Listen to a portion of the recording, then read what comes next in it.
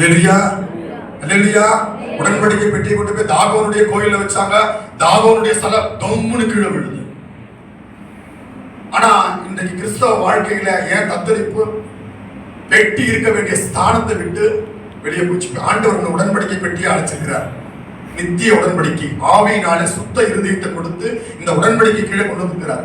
ஆனா நீ இருக்க வேண்டிய ஒரு இடம் உண்டு, அந்த இடத்தை விட்டு வெளியே போகக்கூடாது. அல்லேலூயா. 1 ராஜாக்கள் 6:19 படிக்க. கர்த்தருடைய உடன்படிக்கை பெட்டி, கர்த்தருடைய உடன்படிக்கை பெட்டி வைக்கிறதுக்கு ஆலயத்திற்குள்ளே, பாருங்க, வைக்கிறதுக்கு ஆலயத்திற்குள்ளே சந்நிதி ஸ்தானத்தை ஆயத்தப்படுத்தினார். ஆண்டவர் அதுக்கு ஒரு சந்நிதி ஸ்தானத்தை ஆயத்தப்படுத்தியிருக்கிறார். இப்பதான் சப்ஜெக்டே வரேன். எல்லாரும் உடன்படிக்கை பெட்டினா யாரு, அந்த உடன்படிக்கை எப்படிப்பட்டது, பழைய ஏற்பாட்டின் உடன்படிக்கை என்ன, புதிய ஏற்பாட்டின் உடன்படிக்கை என்ன என்பதை விளக்க கொடுத்தேன். இப்பதான் அந்த இடத்துக்கே வர. ஆதாமே ஆதாமே எங்கடா இருக்கிறன்னு கேட்கிறாரு. நீ உன் ஸ்தானத்துல இல்லையே, அருமையான தேவ பிள்ளையே, என்னுடைய ஆலயத்துக்கு வர, ஆனா இருக்க வேண்டிய ஸ்தானத்துல இருக்கிறியா? ஆண்டவர் ஒரு ஸ்தானம் கொடுத்துருக்காரு. அதுக்கு ஒரு சந்நிதி ஸ்தானத்துல தான் அந்த பெட்டி இருக்கணும். அல்லேலூயா. அதுக்கு திரையினால மூடி மகா பரிசுத்த ஸ்தலத்துக்குள்ள அது இருக்கும்படிதான் ஆண்டவர் ஒரு ஸ்தானத்தை கொடுத்தார். அல்லேலூயா. அதனால தான் சங்கீதக்காரனாகிய தாவீது சொல்ல அழுகிறான், ஆண்டவர் எப்பொழுதும் ஆண்டவரே அந்த ஸ்தானத்தை நான் இழக்க கூடாது ஆண்டவரே. எடுத்து படிக்க சங்கீதம் 26:8 படிக்க. சங்கீதம் 26:8. கர்த்தாவே, பாருங்க, உங்களுடைய ஆலயமாகிய வாசஸ்தலத்தை நான் வாஞ்சிக்கிறேன். ஸ்தானத்தையும் வாஞ்சிக்கிறேன். அந்த மகிமை எங்க இறங்கும்? பிரகாரத்துல இறங்காது. எங்க இறங்கும் சொல்லுங்க? சொல்ல மாட்டீங்களே. மகா பரிசுத்த ஸ்தானம்.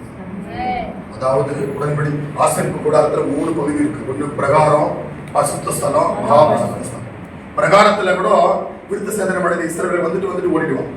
கோயிலுக்கு வருவான், ஒரு சிலுவை மாதிரி போடுவான், சும்மா வேலாட ஜெபம் பண்ணுவான், ஓடிடுவான். ஏன்னா அங்க ஆடு மாடு வெட்டுற இடம், நாட்டம் வந்து கொண்டே இருக்கும். பரிசுத்த ஸ்தலத்துல கூட அப்பங்களை புது அப்பத்தை மாற்றுவாங்க, பழைய அப்பம் வாழையை கொண்டு வந்துடுவாங்க. ஆனா மகா பரிசுத்த ஸ்தலத்துக்குள்ள பிரதான ஆசாரி தான் உள்ள போகும். அல்லேலூயா. அவன் இடுப்புல ஒரு கச்சை கையில கட்டி டைட்டா கட்டிட்டு உள்ள போகணும். அது அர்த்தம் என்ன தெரியுமா? அவனுடைய தீர்மானம் ஒன்று, அவனுடைய வாஞ்சை ஒன்று, அவன் மனதின் அறை ஒன்று. ஆண்டவரே, உம்முடைய மகிமையே நான் காணும்படி என்னுடைய மனதை நான் வைத்திருக்கிறேன் என்றார் சங்கீதக்காரன். அல்லேலூயா. நீ ஆலயத்துக்கு வா, ஆசீர்வாதம் ஜெபிக்கவே ஜெபிக்காது. பொய்யான உபதேசம். நீ ஏசப்பாக்குள்ள வந்தாலே உனக்கு எல்லாவற்றையும் அவர் கொடுத்துருவார். கொடுக்க மாட்டார்லாம் கிடையாது. முதலாவது தேவ ராஜ்யத்தையும் மற்றதெல்லாம். இந்தியாவில் இட்லி வாங்கிட்டீங்கன்னா போதும், சட்னி ஃப்ரீயா கொடுத்துருவோம். சட்னி நம்ம ஆளுக்கு தெரியுமா? எது ஃப்ரீயா அது மட்டும் போய்கிட்டு கொடுங்க. அல்லேலூயா, அல்லேலூயா. ஏசு அழகாய் சொல்றார், தேவனுடைய ராஜ்யத்தை தேடுங்க, மற்றதெல்லாம் கூட கொடுக்கப்படும். இந்த ஸ்தானத்தை விடாதீங்க. அதனாலதான் பாருங்க, இஸ்ரவேல் ஜனங்களுக்குள்ள ஏன் தோல்வி வந்தது, ஏன் வெட்கப்பட்டு போனாங்க? அவங்க தோல்வி வந்த காரணம் என்ன? இந்த ஸ்தானத்தை விட்டாங்க. எடுத்து படிங்க 1 சாமுவேல் 5ஆம் அதிகாரம் 1ஆம் வசனம்.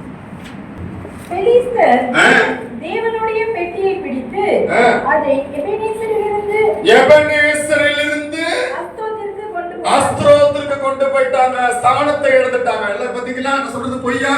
ஆண்டவர் பெட்டி இருக்கிற ஸ்தானம் எபெனேசர். எபெனேசர் என்ன அர்த்தம்? எபினேசரே, எபினேசரே சொல்லுங்க. இதுவரை உதவி செய்கிறேன். தேவன் சகாயம் செய்கிற இடம், உதவி செய்கிற இடம், தேவ சமூகம். உனக்கு நீ எந்த நிலவரத்தோடு கூட வந்தாலும் சரி, உனக்கு உதவி செய்யும்படி ஆண்டவர் ஓடி வருவார். அல்லேலூயா.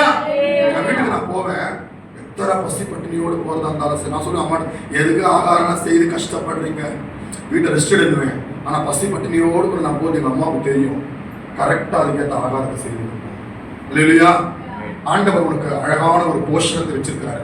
என் மகள் என்ன சமூகத்தை தேடி வருது, உன்னை வெறுமையா விட்டுவாரா? சொல்லுங்க. உன்னை எத்தனை மனுஷன் வேண்டாம் அதுக்கு தான் ஆண்டவர் நீங்க வேணும். நீங்க மனுஷன் உன்னை புகழணும்னு நினைக்காதீங்க, அவன் புகழ்ச்சிதான் போய். எந்த மனுஷன் உன்னை தூட்டுறானோ அப்பதான் நீ நினைச்சுக்கணும், ஆண்டவர் இப்பதான் ரொம்ப நேசிக்கிறார் அர்த்தம். அல்லேலூயா. அங்க அழகாய் சொல்லப்பட்டிருக்கிறது, அவங்க எபனேசர்ல இருந்து பெட்டி எடுத்துட்டு போய் அஸ்தரோத்துல எடுத்து போய் வச்சுட்டாங்க. நீங்க எத்தனை பேர் அப்படிதான் தேவ சமூகத்துல இருக்க வேண்டிய பெட்டி நீ இங்கதான் பலன் அடைகிற இடம், நீங்க தான் உறுதி அடைகிற இடம், நீங்க தான் பலன் கொள்ற இடம், நீங்க தான் உங்க கண்ணீர் துடைக்கப்படுற இடம், நீங்க தான் உன் கவலை உன் பிரச்சனை உன் கஷ்டத்தை சொல்ற இடம். இதை விட்டு போய் பூரா மாமியார் கிட்ட போய் மருமகள் கிட்ட போய் வேதனையெல்லாம் சொல்லிக்கிட்டு இருக்கிறேன். அல்லேலூயா. அதனாலதான் பிரச்சனை குடிக்கிட்டே இருக்கு. எத்தனை பிரச்சனை இருந்தாலும் இந்த இடத்துல வந்து சொல்லி பெட்டி இருக்கிற இடம் எபனேசர். அல்லேலூயா. அதனாலதான் என்னாகும் 32:14 ஆண்டவர் சொல்றாரு, உங்க ஸ்தானத்தை நீங்க விட்டுட்டீங்க, யுத்த மனுஷராய் போய் அந்த ஸ்தானத்தை வாங்கிங்கன்றார். மோசே எடுத்து படிங்க. என்னாகும் 32:14. இப்பொழுது கர்த்தருடைய கோபத்தின் உக்கிரத்தை இன்னும் அதிகரிக்க பண்ணும்படி நீங்கள் உங்கள் பிதாக்களின் ஸ்தானத்திலே பாவமுள்ள பெருங்கூட்டமாய் எழும்பி இருக்கிறீர்கள். பாத்தீங்களா? பெருங்கூட்டமாய் எழும்பி இருக்கிறீர்கள். தொடர்ந்து படிங்க. நீங்கள் அவரை விட்டு பின்வாங்கினதினால் அவர் இன்னும் அவர்களை வனாந்தரத்தில் இருக்க பண்ணுவார். 21 வசனத்தை படிங்க. டைம் இல்லை. கர்த்தர் தம்முடைய சத்துருக்களை தம்முடைய முகத்திற்கு முன்னின்று தூர விடுமளவும் நீங்கள் யாவரும் அவருடைய சமூகத்தில் யுத்தசனத்தராய் யோர்தானை கடந்து போவீர்கள். பாத்தீங்களா? அந்த ஸ்தானத்தை போய் அடைகிறதுக்காக யுத்த சங்கத்தராய் போய் யுத்தம் பண்ணி அந்த ஸ்தானத்தை வாங்கி கொள்ளுங்க.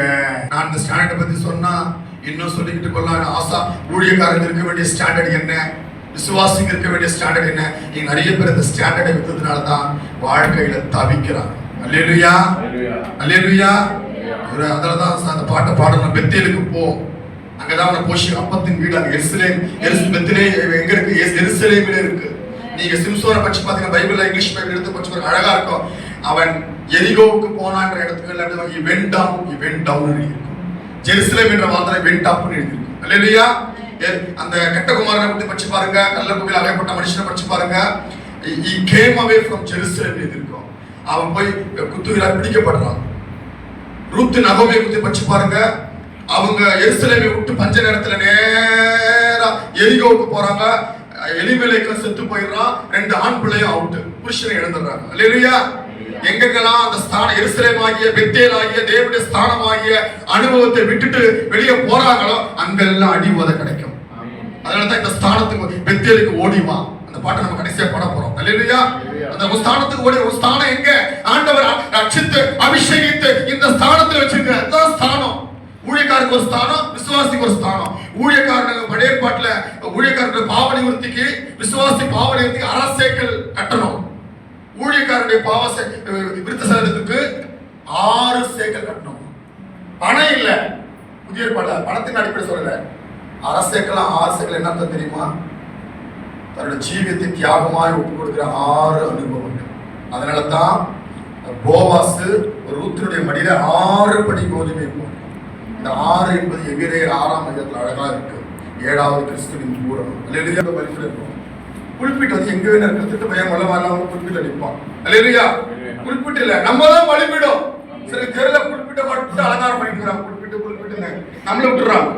ஐயோ, நம்ம தான் பலிபீடம். இந்த பலிபீடத்துக்குள்ள ஒரு பாவம் வராதபடி சுத்திகரித்து அழுது நம்ம ஒப்பு கொடுக்கும். எல்லாரும் பலவீனம், நானும் பலவீனம் உள்ளவன் தான். நான் மகா பசுத்தம் உள்ளவெல்லாம் கிடையாது. ஆனா அதே நேரத்துல பலவீனம் பாவத்துல ஓட்டுறது இல்லை. அதுக்குரிய பூரண கிருபையை ஆண்டு கொடுத்திருக்கிறார். அந்த கிருபையை கொடுக்கும் பொழுது இயேசுவோடு கொடுப்பீங்க. அல்லேலூயா. பலிபீடத்தின் அளவு மட்டும் சொல்றேன். பலிபீடத்தினுடைய அளவு 5 முழ நீளமும் 3 முழ உயரம் சொல்றாங்க. 5னா கிறிஸ்துவினுடைய 5 பலி, அதான் 5 காயங்கள், 5 புலன்களையும் அடக்கம் பண்ற இடம். 3 என்பது the abundance of the Trinity God. அல்லேலூயா. 3 பரிபூரணம். இதுதான் பலிபீடம். நம்ம தான் பலிபீடம். நிறைய பேர் தெரியல, நம்மள விட்டுறாங்க. புல்பிட்ட பிடிச்சிக்கிறாங்க. புதுசா வந்திருக்கு, அதுல ஒண்ணும் கிடையாது. இப்ப இயேசு கிறிஸ்து வந்து இந்த புல்பிட் நிக்காத நிக்கிறாருன்னா வல்லமை எங்கிருந்து வரும் சொல்லுங்க? நம்ம தான் பலிபீடம். நம்மளதான் பாதுகாத்துக் கொள்ளணும். நம்முடைய ஆவி ஆத்மா சரீரம் தான் பாதுகாத்துக் கொள்ளணும். அந்த 5x3 எடுத்து படிச்சு பாருங்க. பலிபீடத்தின் அளவு மோசேக்கு அழகாய் சொல்ற ஆண்டவர், இனி பலிபீடத்தை உண்டாக்கு, கொஞ்சம் கூட குறைக்காத. 5x3 யாருன்னா கேட்டாங்கன்னா புல்பிட்ட பத்தி சொல்றாங்க, சொல்லி தர வாடா. 5x3 இருக்கிறீர்கள். ஆவி ஆத்மா சரீரம் கிறிஸ்துவின் 5 காயங்களினால பசுத்தமாகப்பட்டிருந்தா பிரசங்கம் பண்ணவா? பலிபீடத்தை தொடுகிறவர்கள் பசுத்தமாக்கப்படுவார்கள். எல்லாரும் எழுந்து நிற்போமா? பெத்தேலுக்கு போலாமா? இல்ல எரிகோவில உட்காரலாமா? இந்த ஸ்தானத்துக்கு போல பெட்டி எடுத்துட்டு ஸ்தானத்துல கொண்டு போய் உட்காரலாமா? தேவனுடைய பெட்டி பிடிபட்ட உடனே